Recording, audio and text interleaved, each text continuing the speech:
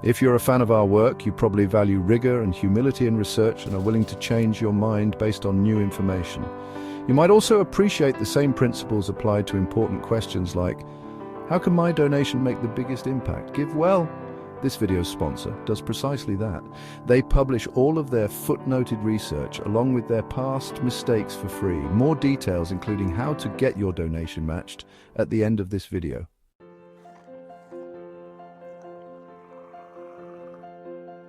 An allergy is like finding a spider in your bedroom and exploding a nuclear bomb. Sure, spiders are upsetting and now dead, but so are all of your neighbors and your dog.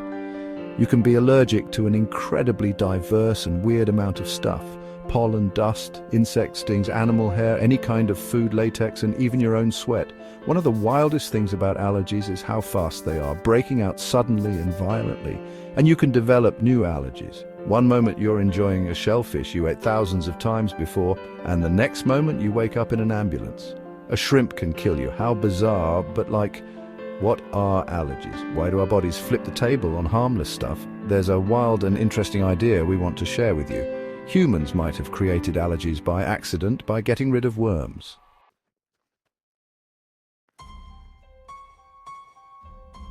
This is very upsetting and interesting. For your ancestors, being infected by worms was a reality of life. We won't get into the disgusting details, but in a world where drinking water and our poo were close buddies, some species of worms found just the perfect cycle of life.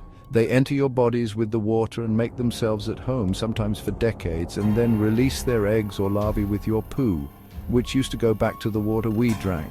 So until recently, in evolutionary terms, our ancestors had to deal with frequent or permanent worm infections.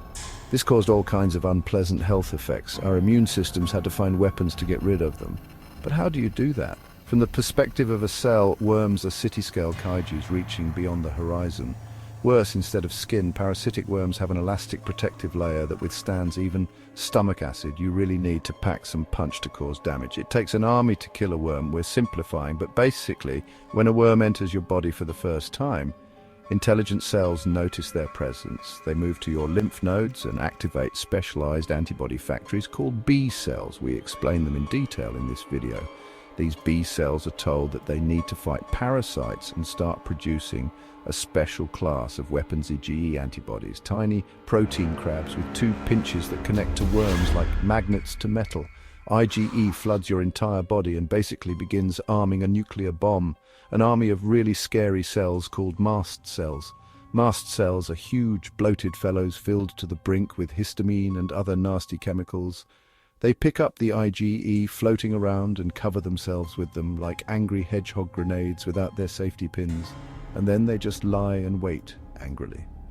So now you have millions of bombs in your skin, lungs or gut until the day the mast cells meet a worm trying to enter your body. There's not much time to get rid of it, so things escalate rapidly. The mast cells, with their IgE spikes, grab onto the worm particles and kind of explode. They release all of their dangerous chemicals all at once. A few things now happen in rapid succession. First, some of the mast cell chemicals wound the worms, ripping wounds into them and making them really unhappy. Then emergency chemicals like histamine cause massive and rapid inflammation, ordering your blood vessels to flood the battlefield with water to flush the worms out. They also order your cells that make mucus to go into overdrive and cover the worms in sticky slime. Other chemicals are like air sirens, screaming loudly throughout your body for anti-parasite soldiers, eosinophils. First thousands, then hundreds of thousands hear the alarm and leave your blood vessels to where the mast cells are causing inflammation. Not only do they make the inflammation worse, they carry extremely toxic chemicals that they vomit at the worm, ripping open its defensive layer and causing horrible injuries. Sometimes this will straight up kill the parasite. Lastly, the anti-worm coordination cell arrives, the basophil.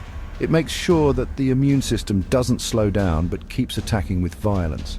It keeps the inflammation going and alerts more and more attack cells to the site of battle. Zooming out, we see that the chemicals from your anti-parasite forces make your smooth muscles contract rapidly, pushing everything that's inside outside.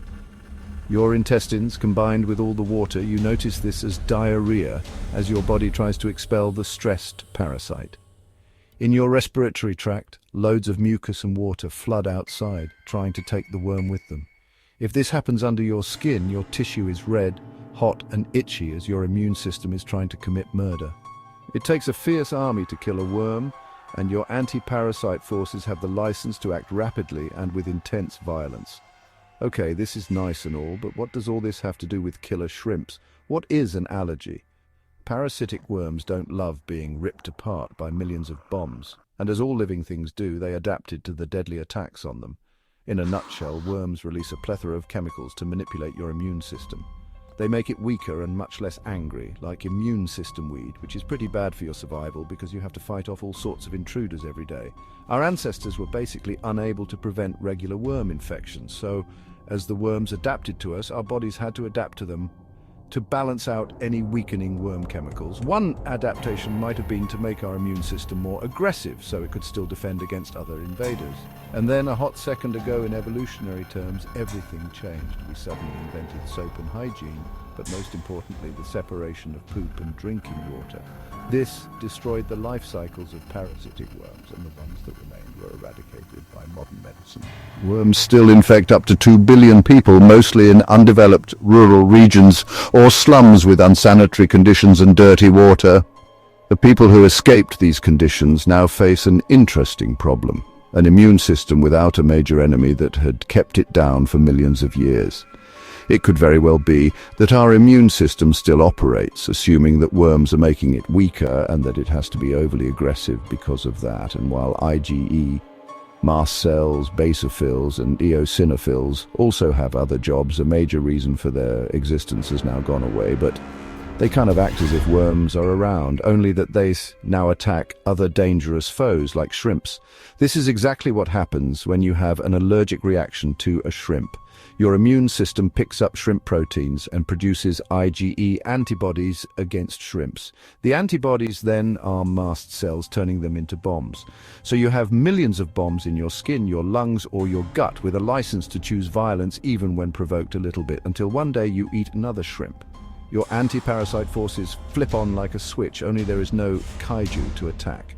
This is what you experience when you have an allergic reaction. Extremely powerful weapons now target your own body. Under your skin, your blood vessels suddenly turn leaky, fluid streams into your tissue, your skin swells up and turns red, often in itchy hives.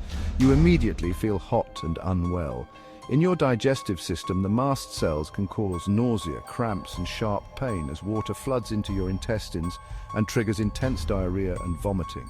Your respiratory tract swells up, making breathing hard. Way more dangerously, histamine and other chemicals can cause the smooth muscles in your lungs to tense up.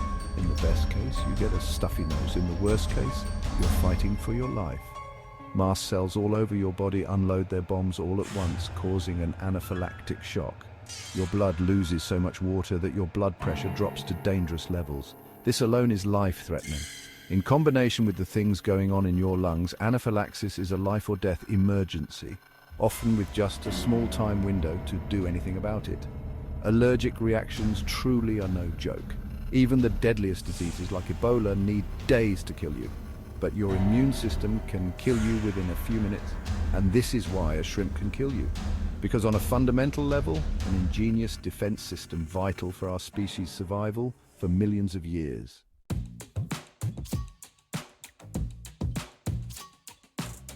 Is fighting imaginary kaijus, yet we still don't know why some people produce a lot of Ig antibodies against certain substances and others don't. We don't know why some adults develop new allergies later in life, or why some allergies disappear over time. And we're not sure if the lack of worms is the main culprit, only that the cells that evolved to fight them are responsible for the symptoms of allergies.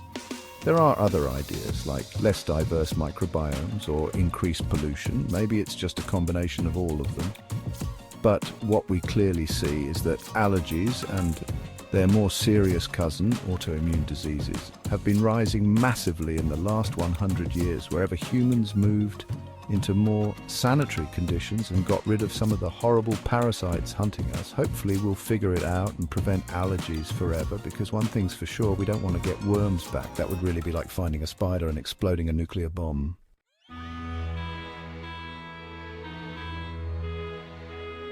GiveWell wants as many donors as possible to make informed decisions about high-impact giving. They have now